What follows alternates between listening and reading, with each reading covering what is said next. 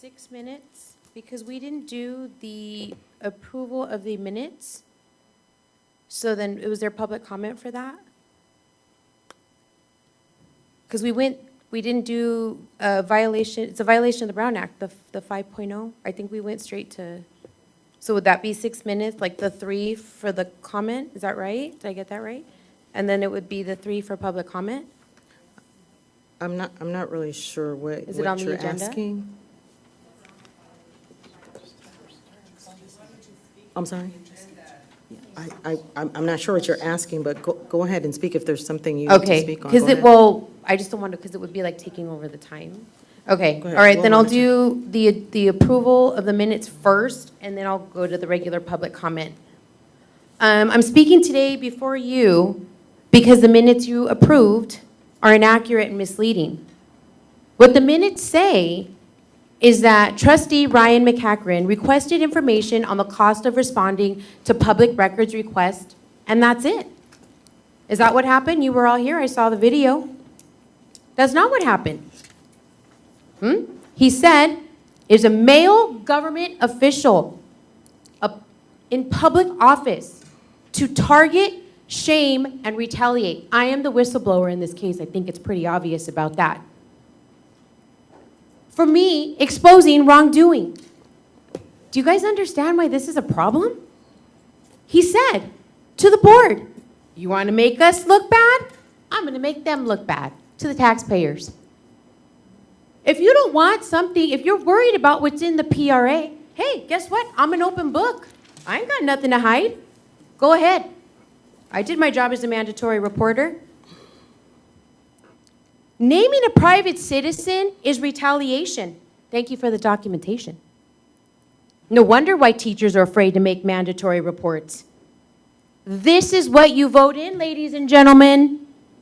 Someone who will harass a mandatory reporter for making a report inside of the classroom. In illegal credentialed classrooms, TK students regress backwards into preschool with no multiple subject credential, no special ed credential. Assault allegations happen, and guess what we're going to say? I'm going to make her look bad to the public. Love you, Audra. This isn't a mistake. It's a deliberate attempt to rewrite in your notes what happened, because we'll just scrub it. It hides the fact an elected official used his position to silence a whistleblower and discourage lawful oversight. Meanwhile, our president, who lectures on civility, allowed it. What makes this board look bad isn't the people requesting records. It's that Ted Alejandre ignored complaints, used public funds to fight children and whistleblowers. It's the board that falsifies its own minutes to hide targeted harassment. And it's your president that demands civility, but then allows threats from the dais. You have approved a lie. Now we'll move on to the next one.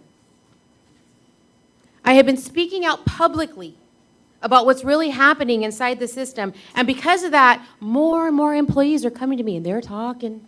Oh, they're talking. And they're finally finding the courage to come forward because they've been so afraid before.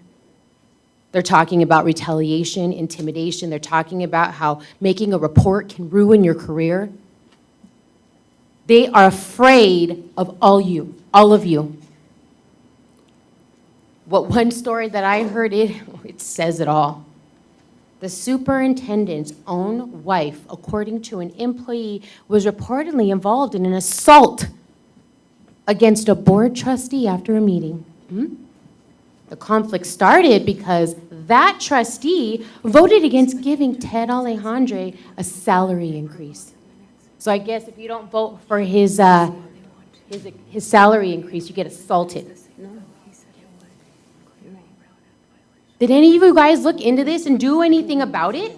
Oh, I'm assuming it gets swept out of sight. I know how that works.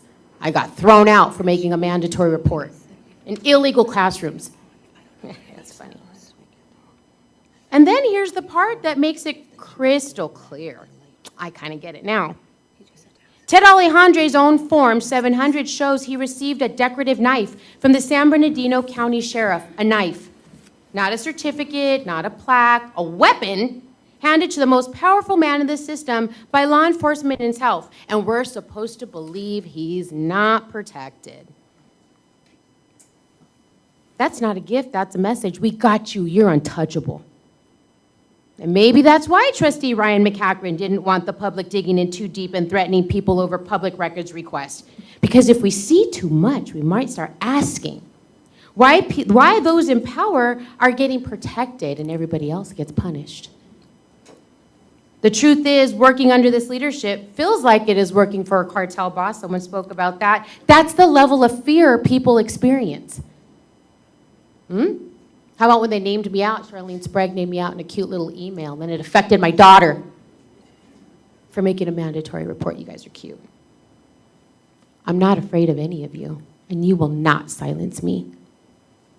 Those disabled children, some of them 3, some of them 4, some of them 5, I don't know, because we threw in a whole mesh of kids that shouldn't have been there anyway.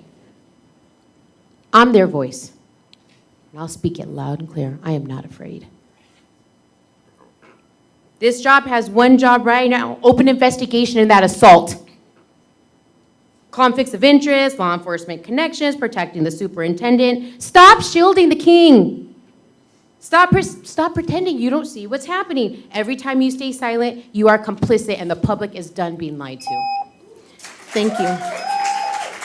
Thank you for your comments. We are going to ask thank you very much.